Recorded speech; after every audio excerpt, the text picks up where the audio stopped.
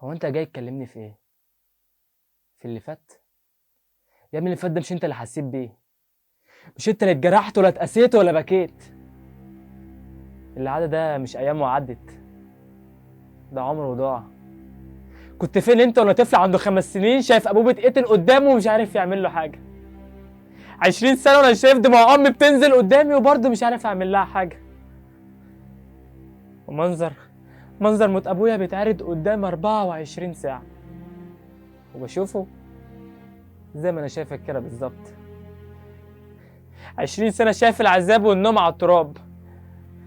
ما جربتش انت تشتغل سواق ميكانيكي وبياع مناديل وبتلمع جزم ويضربوك ويشتموك ويهينوك وبرضه مش عارف تعمل حاجه؟ لما يجي اليوم اللي هو فيه على رجليا واجيب حق ابويا اللي مات، حق موت امي اللي مات عشان معرفش اجيب لها تمن الدواء، تقول لها سامح؟ سامح دي انا كلمه معرفهاش، ما درستهاش في الشارع. الدرس اللي انا اتعلمته من الشارع ان اجيب حقهم وانتقم منهم. سامع؟ هنتقم منهم. بشكر فريق استوديو وكان على معاملتهم واستقبالهم الاكثر من الرائع. يا رب اكون قدرت اقدم حاجه ترضيكم.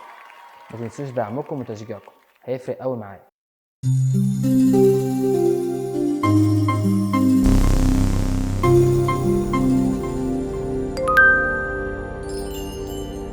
مساء الخير عليكم او علينا او على الناس اللي قاعده في الاستوديو او على اي حد بيشوفنا دلوقتي. بص يا ريس، انا فاتح مكتب خدمات حكوميه كده على الضيق، حاجه صغيره يعني، بستخرج كام شهاده ميلاد على كام شهاده وفاه، قسيم الجواز، بدات رقم قومي، حاجات كده يعني. هحكي لكم على كام موقف كده بيضايقوني وكام موقف كده بيستفزوني، وهاخد رايكم فيهم. بص يا ريس، ما هو انت حضرتك ما يبقاش الساعة 7 الصبح الساعة 6 الصبح طالع على السجل المدني فتتصل بالعبد لله تصحيني من النوم الساعة 6 الصبح عشان تسألني أنا رايح السجل المدني أعمل قسيمة الجواز للمدام، آخد قسيمة الجواز الأصلية ولا آخد الكمبيوتر؟ أنا مالي؟ أنا مالي؟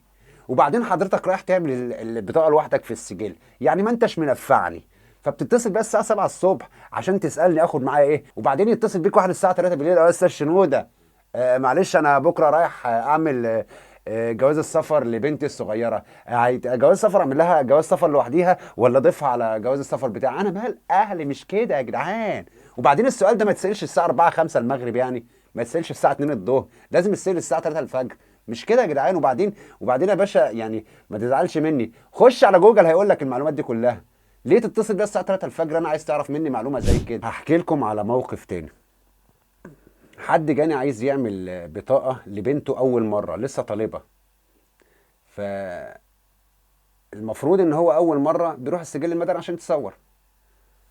شوف يا باشا، مشي الدنيا والبنت بس تعبانة ومش هينفع تروح تتصور. إزاي يا باشمهندس؟ إزاي يا باشمهندس؟ دي بطاقة أول مرة. شوف بس، مشي الأمور كده وهتمشي. شوف اللي أنت عايزه. اللي انا عايزه ايه يا باشمهندس؟ دي بطاقه اول مره تمسك بطاقه، طبيعي يكون فيها صوره، احط لك صورتي. ومع ذلك يا عم انا هقول لكم على الورق. البطاقه فيها 3 حاجات مهمين هم اللي بيتغيروا. اولا الحاله الاجتماعيه والعنوان والوظيفه. تمام، هناخد نقطه نقطه مع بعضينا. لو انت عايز تغير العنوان في البطاقه هتجيب ايه؟ بص يا ريس، حاجه من الثلاثه، يا اما ايصال مرافق باسمك او باسم قريب ليك من الدرجه الاولى. يعني ايه قريب ليك من الدرجه الاولى؟ قريب ليك من الدرجه الاولى يعني اب ام اخ اخت زوج زوجه، هم دول قرايب الدرجه الاولى. تاني حاجه هتجيب بطاقه ضامن يكون فيها العنوان اللي انت عايزه والضامن ده درجه اولى. تالت حاجه اثبات ملكيه للعقار اللي انت ساكن فيه. يعني ايه اثبات ملكيه للعقار اللي انت فيه؟ ان كان المكان اللي انت ساكن فيه ايجار جديد فانت هتجيب عقد ايجار مسجل من الشهر العقاري. لو كان تمليك يبقى هتجيب عقد التمليك واخد حكم محكمه. نخش على النقطه الثانيه وهي نقطه الوظيفه. الوظيفه دي بتتقسم لحاجتين، يا اما حضرتك موظف قطاع خاص يا اما حضرتك موظف قطاع عام. لو حضرتك موظف قطاع خاص هتعمل ايه؟ هتروح الشركه او المصنع اللي انت شغال فيهم وتقول له انا عايز اختم الاستماره دي من الشركه عندكم وتضيف لي عليها برنت تامين، هو اساسي برنت تامين. طب بالنسبه بقى للقطاع العام، القطاع العام هتجيب حاجه اسمها مفردات مرتب، وهتجيب حاجه اسمها استماره 8. الوظيفه في حاجه تانية على فكره احنا مش واخدين بالنا منها، في طالب وحاصل على دولة. لو انت مش موظف قطاع خاص او قطاع عام، بس انت عايز تكتب المؤهل بتاعك او عايز تكتب ان انت طالب في مكان معين، باختصار كده لو انت طالب هتختم الاستمارة من المكان دراستك سواء مدرسة او كلية او معهد. لو انت حاصل على هتجيب شهادة المؤهل الاصلية او بيان نجاح الاصلي. الخانة الثالثة بقى ودي الاهم بقى، الحالة الاجتماعية. الحالة الاجتماعية هنقول يا اما متزوج، يا اما مطلقة، يا اما ارمل. واضحة جدا، واضحة جدا ومش عايز اسئلة. متزوج قسم الجواز، مطلق قسم الطلاق، ارمل قسمة وفاة. كل الورق ده يا جدعان لازم يكون اصلي ومستند كمبيوتر حكومي مش ورقي. يا رب اكون فدتكم، ورب اكون استفدتوا باي حاجه من الرغي اللي انا عمال ارغي من الصبح دوت. وانا هقفل تليفوني عشان تعبت. ليلتكم جميله. بصوا بقى، انا بشكر فريق استوديو ويكان على معاملتهم واستقبالهم الاكثر من رائع، ويا رب اكون قدرت اقدم حاجه ترضيكم. ما تنسوش دعمكم وتشجيعكم هيفرق قوي معايا.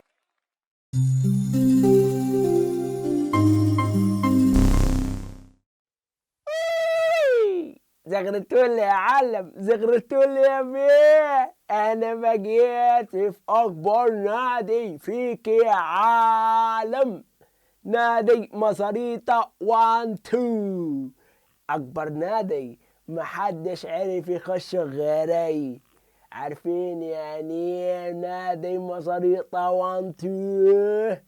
انا اكبر واحد هيجيب مشاهدات في الدوري دوري رمضان اللي فات دي انا كنت نمبر 1. اني جعفر العمدة. عارفين يعني ايه جعفر العمدة؟ اللي مدوخ البلد كلها. المداح حاول يوقعني معرفش. في دوري رمضان ده انا جايب اعلى مشاهدة. جمهوري دايما بظهري، جمهوري هو نمبر 1. ده حتى في الكورة انا وهو عمالين نلعبوا هناك، مو صلاح عمل ان هو هيبقى العالي علي معرفش. كريستيانو رونالدو من كتر الغيرة مني راح نادي تاني. وكمان ميسي من كتر خوفه مني ساب لأوروبا خالص وقام رايح على نادي أمريكي صغير. لكن أني أكبر نادي في العالم نادي مزاريطة 1 2. ده أنت ما شفتش السمانة بتاعتي، أنا علي حتة سمانة بتجيب جوان إيه على طول. ده انا اتعرض علي نادي كبير قوي بتاع الناس اللي هم بيلبسوا عقال دي، عرضوا علي 2 مليون جنيه وانا رفضت.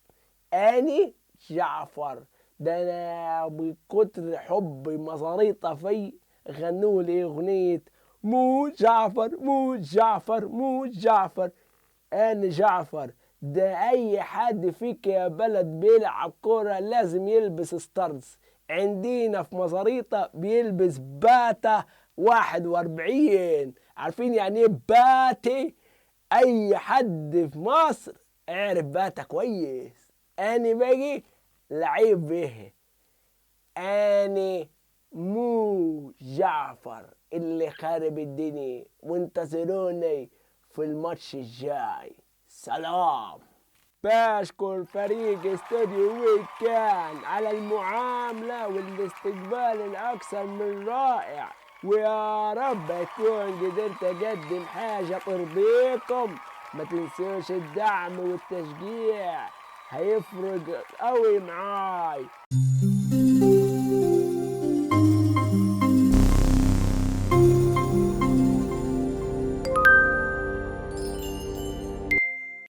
حابة أقدم لكم أغنية سودانية مشهورة جدا في السودان، وأحب أشارككم بها. الأغنية بعنوان السودان بنحب السودان وطننا السودان. أحب مكان وطني السودان، أعز مكان عندي السودان، لعنه حصان أفوى حصان فوق طوارع في عينه. أحب مكان عند السودان وفوه النيل الخالي وفوه القال والعم والوالد وفوه النيل القالي وفيه العم والخال والوالد فيه تراث من طالي وتالت والأشكال أشكال والوان.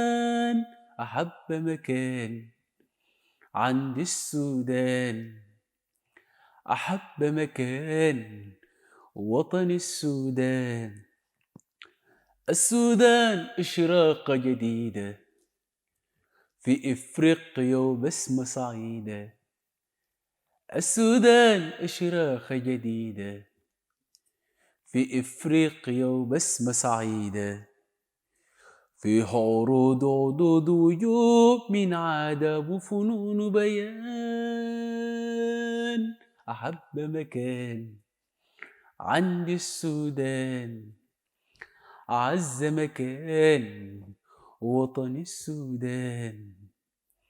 أحب مكان وطن السودان أعز مكان عند السودان. أحب مكان عندي السودان.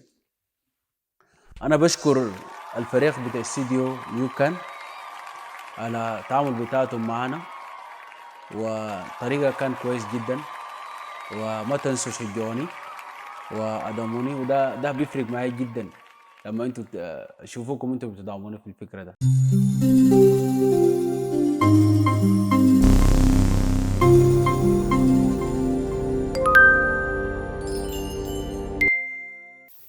وحشتونا من الحلقة اللي فاتت.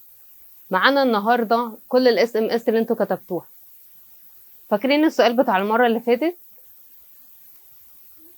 اخر عريس اتقدم لك ايه اللي حصل؟ تعالوا نشوف الكومنتات مع بعض. عشان ماليش نفس. مالكيش نفس؟ هو نص فرخة ولا ايه؟ عشان ما حسيتهوش. هو دور برد ولا دوا كح؟ عشان مستقبلي اهم. ليه هو الراجل كان جاي يلعبك دور قمار؟ عشان بيعرق كتير. طب ما الراجل شقيان يعمل ايه تاني؟ اتقدم لي في فرحه. طب ما الراجل بيشاركك ايه؟ اتقدم لك ايه في فرحه؟ ازاي يعني؟ عشان مش بيتكلم انجلش. ليه هو اتقدم لشاكيرا ولا ايه؟ طب ما تعلمي انت الانجليش. انا اللي رفضته. معلش، يوم ليك ويوم عليك. بيمشي بشورة امه. هو دخل في عادي شورة امه. لا ملناش دعوه بابن امه ده. مش انا اللي رفضته، ده جوزي الله يرحمه. ده ملناش دعوه بتدخلات الاهل. هو واخوه تقدمولي. هو اخوه هو وظيفه ولا ايه؟ لا احنا لازم نشوف صورتك عشان نشوف فيرجينيا جمالة الجمالات. وانا اللي هجيب لك العريس بنفسي.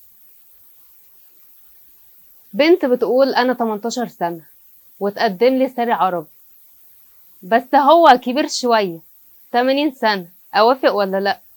هو انت لسه بتسالي؟ انت طبعا توافقي. وكمان صاحبه اللي 80 سنه تبعتي له صورته بس يا ريت في الانبوكس عشان الفضايح. ولد 14 سنه وعايز يتجوز. هو انت مستعجل على ايه؟ على العموم مش هكسفها. عروستك باربي عندي وهبعتلك شحن كمان. واحدة عمالة تتحايل على خطيبها وتقول له انا عايز اخرج وهو مكسل خالص. في الاخر قال لها بقولك ايه، خلاص مش هاخدك ونخرج. وبعد كده قعد يمشيها كتير وراح عزمها على عصير قصب. هو ده اخرك في اول مقابلة عصير قصب؟ فضحتنا يا شيخ. مخليها كمان رجليها تورم وتقعد تدهنها فولتارين. حرام عليك، انت بتاخد بنات الناس تعذبها. واحدة بتقول قعدت انا وحبيبي في اول مرة في مكان متواضع. قلت لها مش مشكلة، مش لازم يعني نقعد في ستاربكس ولا حاجة غالية. بعد كده راحت قالت لا، ما هو لما قعدنا في المكان ده جه الجرسون وجايب المية وقال له تشرب ايه؟ راح قال له لا خد المية اصلا ومش هنطلب حاجة، احنا لسه شاربين في البيت. وكمان الموضوع اتفشكل. قلت لها هو انت عايزة تكملي؟ هو مفيش اي كرامة خالص؟ كويس اصلا الموضوع اتفشكل، بخل كده من اولها. يا خساره، خلصت حلقتنا النهارده. كان نفسي نكمل بقيه SMS. نشوفكم في حلقه جديده. باي باي.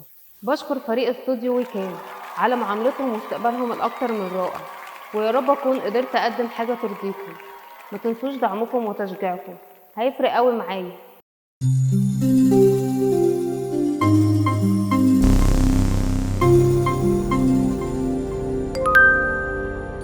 بصوا بقى، المفروض ان المدارس داخله، وده معناه ان الاجازه خلصت. هي فين الاجازه اصلا؟ ها، هي فين؟ ردوا عليا يا متعلمين يا بتوع المدارس. ودي بقى المشكله، ان ما كانش فيه اجازه اصلا. مصيف ما صيفناش، خروج ما خرجناش، طب لعب لا برضو ما لعبناش. طب ما فيش اي حاجه كده يا جدعان؟ ما فيش يعني؟ لا طبعا في، لما القبض ينزل. طب هي القبض نزل، لا ما هي الفلوس مش هتكفي. ندخل على الماجستير. ماجستير ما هو انا كل اللي في سني، يعني اللي داخلين رابعه ابتدائي، عندنا ماجستير رابعه ابتدائي. يعني من شهر 10 كده لشهر 5 امتحانات ودروس ومذاكرة، ولما يجي شهر 6 ندخل بقى على الملاحق. ما هي مش صعبة هي يا جماعة، ما السنة خلصت فقاعدة اهو، مش صعبة. طيب يا رب نطلع بإزازة بيبسي من بابا بعد الحوار ده كله، ده لو طلعت من هنا عايشة أصلا. أنا قلت كده برضو، طريق السلام أنا، يبقوا اسألوا عليا. بشكر فريق استوديو ويكند على معاملتهم واستقبالهم الأكثر من رائع، ويا رب أكون قدرت أقدم حاجة ترضيكم. ما تنسوش دعمكم وتشجيعكم هيفرق قوي معايا. مع السلامة.